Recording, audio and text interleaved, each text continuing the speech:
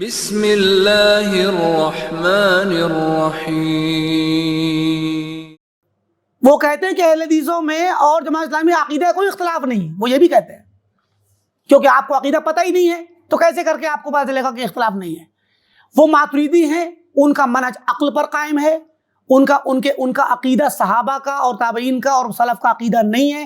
ان کا عقیدہ 300 ہجری میں بننے والا ابو منصور ماتریدی کا عقیدہ ہے یا ابو الحسن اشعری کا عقیدہ ہے جو محض عقل پہ قائم ہے اور تعویل پر قائم ہے، اور اتنے خوفناک ان کے عقائد ہیں کہ خبر واحد سے عقیدہ ثابت نہیں ہوگا۔ یہ ایک لفظ، ایک جملہ پورے اسلام کو ڈھا دینے کے لیے کافی ہے۔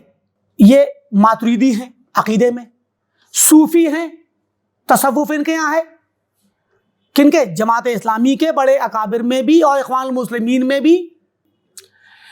کیا کوئی اہل حدیث جماعت اسلامی کا رکن بن جائے تو کیا وہ اہل حدیث رہے گا؟ اچھا دیکھیے، اصل میں یہ سوال شاید آج کل کچھ اس طرح کے کلپ چل رہے ہیں، اسی کے سیاق میں ہے۔ ایک صاحب ہیں جنہوں نے یہ اعلان کیا ہوا ہے کہ میں اہل حدیث ہوں اور میں جماعت اسلامی کا رکن ہوں یا بلکہ نائب ہوں، پتہ نہیں کیا، نائب امیر ہیں۔ تو دیکھیے، جو انسان سلفی ہے، اہل حدیث ہے، حتیٰ کہ اگر کوئی وہ دوسرے بھی منہج کا ہوگا، مالی دیوبندی ہوگا یا تبلیغی ہوگا، اور وہ جماعت اسلامی کا رکن بنے گا، رجسٹرڈ، باقاعدہ، ایکٹیو، تو وہ اپنے منہج سے ہٹ جائے گا۔ وہ دیوبندی نہیں رہے گا اور نہ وہ تبلیغی رہے گا، اور جو اگر اہل حدیث ہوگا وہ اہل حدیث بھی نہیں رہے گا۔ یہ جان لیجیے آپ کیوں؟ کیونکہ جماعت اسلامی کا اپنا ایک تشخص ہے، اس کے اپنے اصول ہیں، اس کے اپنے ضابطے ہیں، اس کی اپنی ایک تنظیم، اس کا اپنا ایک طریقہ ہے، منہج ہے۔ اس منہج پر جب انسان آئے گا تو ظاہر ہے وہ اس کو اپنائے گا۔ جیسے مثال ہے کہ پارٹی بازی ہوتی ہے، سیاسی پارٹیاں ہوتی ہیں، اب کوئی اگر پارٹی اے میں ہو اور پھر اس کے بعد وہ پارٹی بی میں چلا جائے تو ظاہر ہے کہ پارٹی بی کے قوانین کو مانے گا نا۔ تو اب ایسا کیسے ہو سکتا ہے کہ پارٹی بی میں وہ آ جائے اور اے والے قوانین پر برقرار رہے؟ تو یہ تو نہیں ہوتا۔ ایسے ہی اسلام پر کوئی انسان ہے، ایک مسلمان اگر کمیونسٹ پارٹی میں چلا جائے، کمیونسٹ بن جائے، سیاسی پارٹی نہیں کمیونسٹ بن جائے ویسے ہی، تو کیا وہ کمیونسٹ بھی رہے اور مسلمان بھی رہے؟ ایسا کیسے ہو سکتا ہے؟ کیونکہ وہ جس پارٹی میں جائے گا اس پارٹی کے اصولوں کو، ضابطوں کو وہ اپناتا ہے۔ اور خاص کر جماعت اسلامی کی اور اخوان المسلمین کی ایک خصوصیت یہ ہے کہ یہ لوگ اپنے باقاعدہ رجسٹرڈ جو ممبر بناتے ہیں تو ان کے اپنے ان ضابطوں اور قوانین کو ماننے کے پابند بناتے ہیں۔ ہماری طرح نہیں کہ وہ سیدھے رفع الیدین کر لیا اور ہو گیا اہل حدیث۔ تو شاید یہ رفع الیدین والے اہل حدیث ہیں جو اپنے آپ کو سمجھتے ہیں کہ ہم اہل حدیث بھی ہیں اور ہم جماعت اسلامی کے نائب بھی ہیں۔ ان کو اصل میں نہ تو جماعت اسلامی کا پتہ ہے ٹھیک سے، حقیقت کا، ان کے اپنے اندرونی تفصیل کا نہیں، وہ تو وہ سب بہت جانتے ہیں۔ جماعت اسلامی کی حقیقت اہل سنت والجماعت اور اہل حدیثوں کے نقطۂ نظر سے اور شریعت کے منظار سے اور طریقے سے دیکھنے کا طریقہ ان کو پتہ نہیں ہے کہ جماعت اسلامی ہے کیا یا اخوان مسلمین ہے کیا۔ وہ اپنے آپ میں ڈیٹیل جانتے ہیں اس کی، لیکن شرعی نقطۂ نظر سے کیا ہے یہ نہیں جانتے۔ دوسرا، نہ اپنے منہج کا پتہ ہے کہ اہل حدیث کہتے کس کو ہیں۔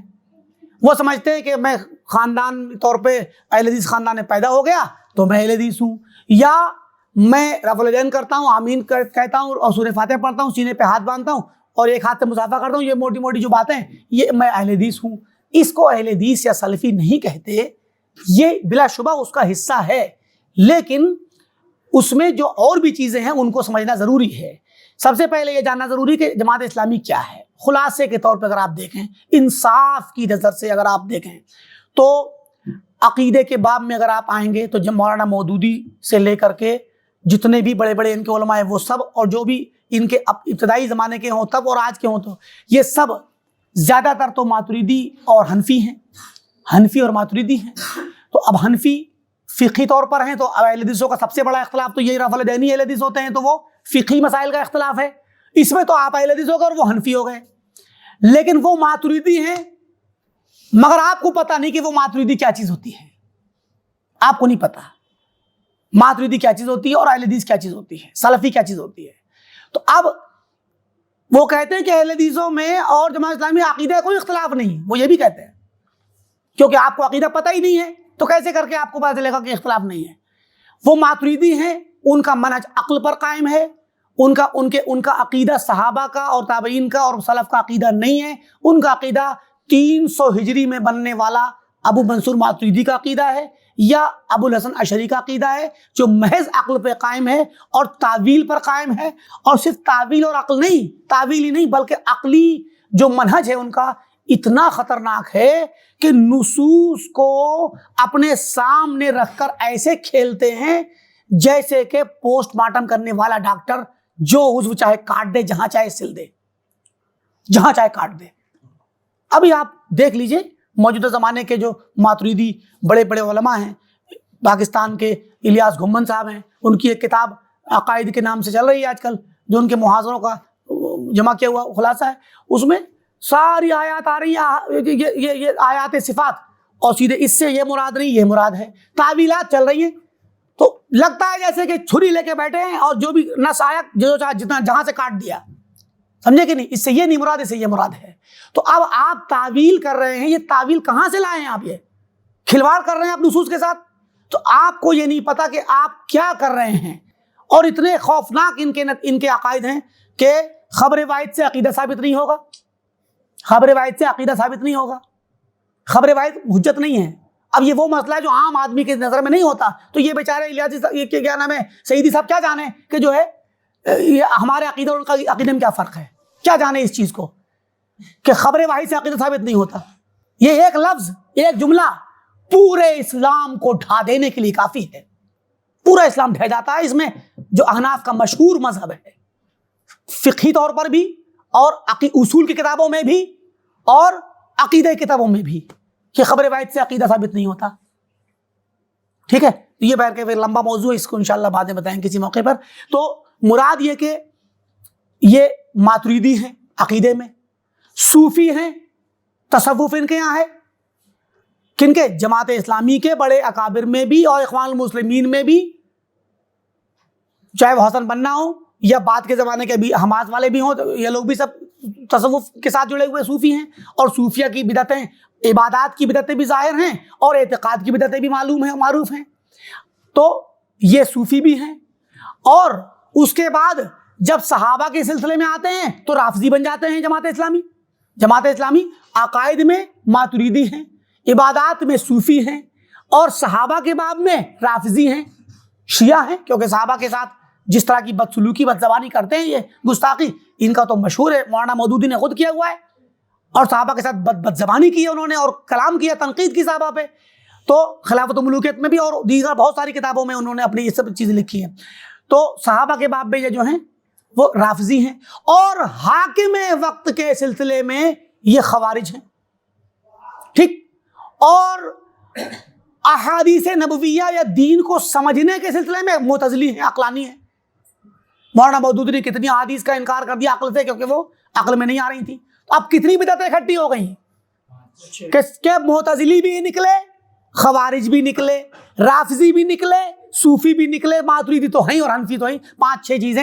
حنفیت کی وجہ سے مخالفت شریعت پہ جاتے ہیں، ہم نے بارہ بتایا کہ حنفیت میں بدعت نہیں ہوتی، لیکن حنفیت کی وجہ سے مخالفت کرتے ہیں، تو وہ تقلید کے باب سے مخالفتیں جاتی ہیں، تو کبھی کبھار وہ خود اتنی بڑی ہو جاتی ہیں کہ جو بسا اوقات شرک تک پہنچ جاتی ہیں۔ تو اب یہ چیزیں جس کے پاس ہوں، آپ اس کے پاس جا کر کے ان کی رکنیت لیں، تو پھر ایک اہل حدیث اور اہل سنت سنی شخص کے دل میں صحابہ کی محبت اور صحابہ کا بغض اکٹھا کیسے ہو جائے گا؟